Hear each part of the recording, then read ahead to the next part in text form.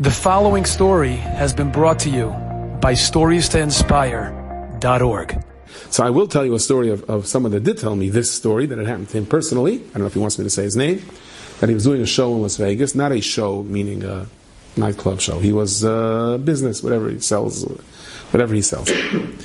And he's mentioned it to his Rosh Hashiva, and the Rosh Hashiva said, and what's the environment like there? He said, there's a minyan, there's shul, Thursday night.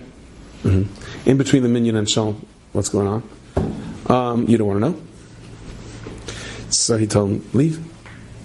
So he said, I have a partner. I already spent $50,000 on ads and on such a type. For a mitzvah to say, you only have to give a chaimish. For a loisa say, you're mechuyev to give everything away.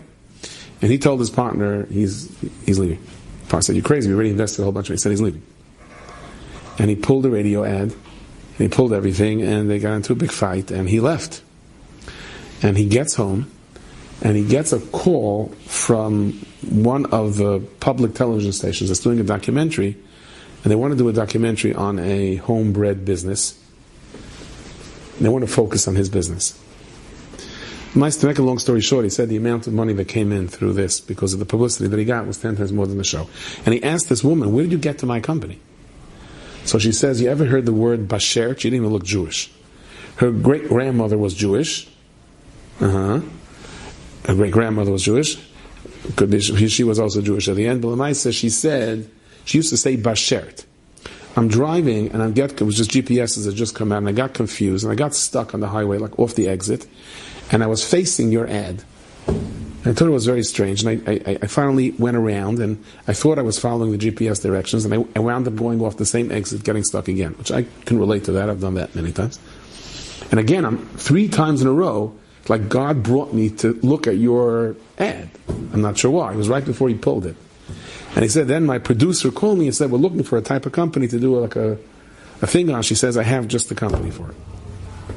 The second story he told me was, that this same person told me, he was in Japan, in a hotel, not Japan, in China, in a hotel, big hotel, and he was makabel upon himself that he won't sleep alone in a room with a big screen, because he doesn't want to. So he asked them to disconnect it. They said they can't.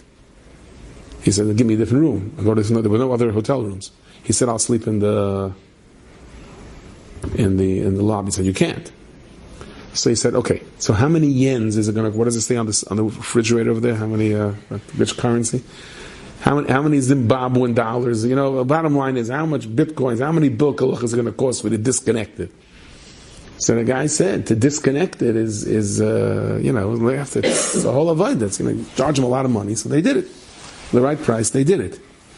And then it turned out he's trying to sell his product, and in came the big guys, and they outbidded him and said the whole trip was a waste. And the last minute, they ordered from him. And he asked them why. He said the old Chinese wise man, their grandfather, came by in the morning, like to see this yid with the payers. And he asked the hotel people why they were carrying out the big screen. Why did you take it out of his room? He said he paid who knows how much money to disconnect it. So he said, Confucius says, holy man, don't chapter with him, something like that.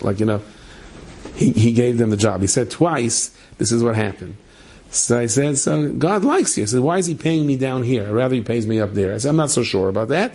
Number one. Number two, who says if he pays you down here, he's not paying you up there. And it's for you to learn.